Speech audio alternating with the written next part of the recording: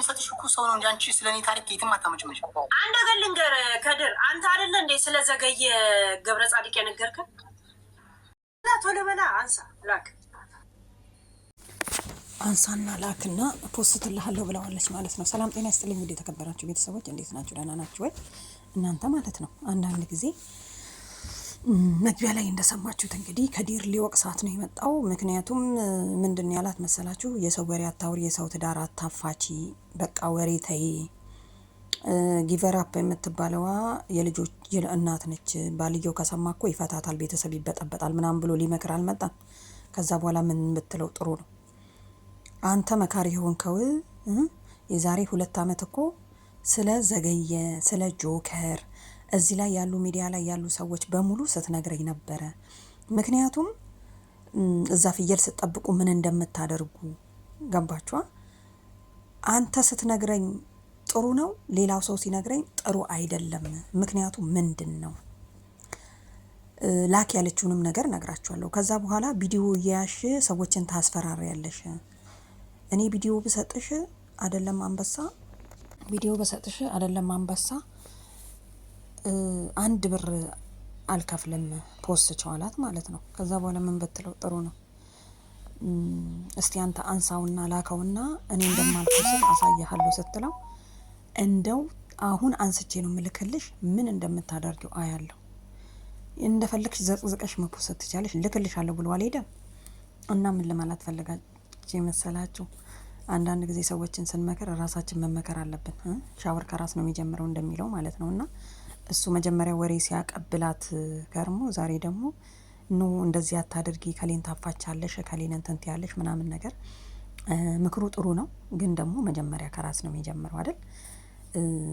ምን ለማለት ፈልጌ መሰላችሁ? ቀኑን ሙሉ ቪዲዮውን እየሰራ ሲያወራ ውሎ ከዛ ደግሞ እዚህ ጋር መጣና እንዴ አታድርጊ ምናምን ነገር ይላል ማለት ነው። እና ቤተሰብ አንስታችሁ የምትልኩ ሰዎች ተረጋጉ ለማለት ያክል ነው። ያው ማረጋገጫ ያስፈልጋል አንስቶ ለመላክ ማለት ነው። እና ለማንኛውም አንስቶ ልኳል በውስጥ። ነገ ደግሞ ሲደርሰን ደግሞ እኛም እናመጣዋለን ማለት ነው። ምክንያቱም ሚዲያ ነው። ሚዲያ የፈለጋችሁትን አውሩ፣ የፈለጋችሁትን በሉ። መጥፎ ነገር ብቻ ስትፖስቱ ዘጋለሁ ብሏል ብላለች ሄለን። እና ቤተሰብ ምን ልል ፈልጌ መሰላችሁ ማለት ነው፣ የተረዳሁት ነገር የሆነ ነገር ስናደርግ በቃ ሲጀመር እዚህ ሚዲያ ላይ ጓደኛ የሚባል ነገር፣ በተለይ ሴቶች ሆናችሁ ሴት ጓደኛ የሚባል ነገር ወፍ አያስፈልግም። እና በጣም ስታስቀኝ ነበረ ሄለን።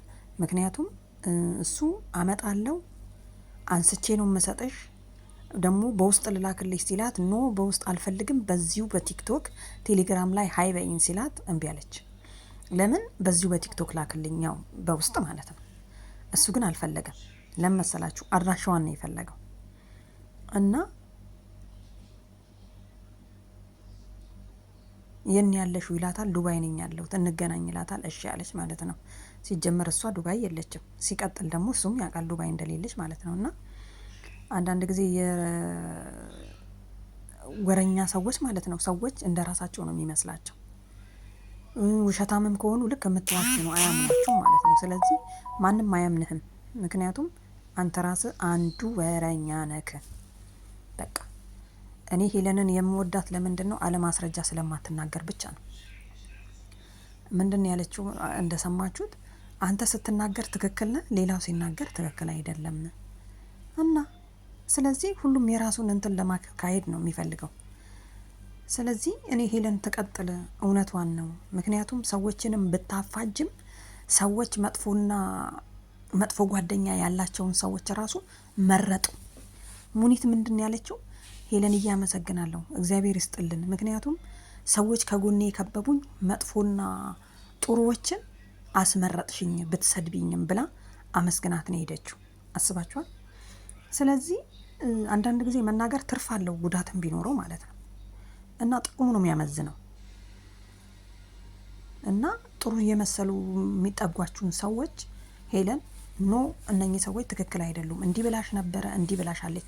ምክንያቱም ሌላ ነገር ሳትል ቶሎ ቀድማ ትደርስላታለች ማለት ነው። እኔ ግን ደጋፊ ነኝ። ምክንያቱም ምን ያው አንድ ሰው ይሄ ሰው እኮ ሊያጠፋሽ ነው እንዲህ እያለ እያወራ ነው ቢለኝ ከዚህ ሰው ያው ባላወራም ለዛ ሰው ባልነግርም እሸሻለሁ፣ በግልጽ ማለት ነው። ቀስ ብዬ ምናምን ሸርተት ነው የምለው። ብዙ እኔ ከሰዎች ጋር ብዙ ንግግር ምናምን ነገር እንትን አልልም ማለት ነው። እና ተጣልቼ አላቅም፣ ያንን ሰውን ማስቀየም አልፈልግም። አሁን ግን ሚዲያ ላይ ሳየው የሆነ ሰዎችን ላስደስት ብላችሁ እራሳችሁ የምትጎዱት ነገር አለ። ምክንያቱም በቃ ያ ሰው የሆነ ነገር ብለው እሱ ሊቀየመኝ ይችላል ምናምን ነገር ማለት ነው። ስለዚህ ሄለን ደግሞ እንዲህ አይነት ነገሮች እንዳይኖሩ መጥፎ ሰዎች በዙሪያው ከከበቡ እንዲህ ብላሻለች መሸሽ አለብሽ በጊዜ ሩጪ ነው የምትለው። በቃ መሮጥ ነው፣ ሌላ ምንድን ነው? እና ብዙዎች ተምረውበታል። ብዙዎች እርግጠኛ ነኝ በተለይ የዱባይ ሴቶች ጓደኛ የቀነሱ ነው የሚመስለኝ ሳያቸው። እንደ ድሮም አይደሉም፣ አንድ ቦታ አይሰበሰቡም ምናምን አይታችኋላ። ስለዚህ ቤተሰብ መጥፎና ደጉን ማያወቅ ራሱ አንድ እንትን ነው። እና ለማንኛውም ያው ሄለን እውነት ነው የምትናገረው የሚለውን አድናቂ ነኝ ለማለት ያክል ነው የመጣሁት። እና ያው ከዲርም ተጠንቀቅ ለማለት ነው።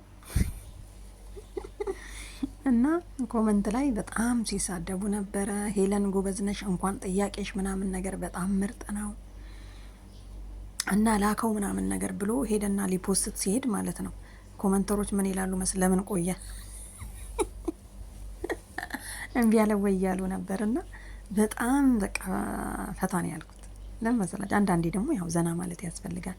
ቀኑ ሙሉ ስንጨናነቅ እየሰራን እየፈጋን ከዋለን አንዳንዴ ደግሞ ትንሽ አይምሯችን የሆነ እንትን አለ፣ የሆነ እያሰባችሁ ምናምን ነገር የሆነ ነገር ስታዩ የምትረሱት ነገር አለ እና እንደዛ ለማለት ነው ቤተሰብ። ለማንኛውም አመሰግናለሁ። በያላችሁበት ሰላማችሁ ይዛልኝ ባይ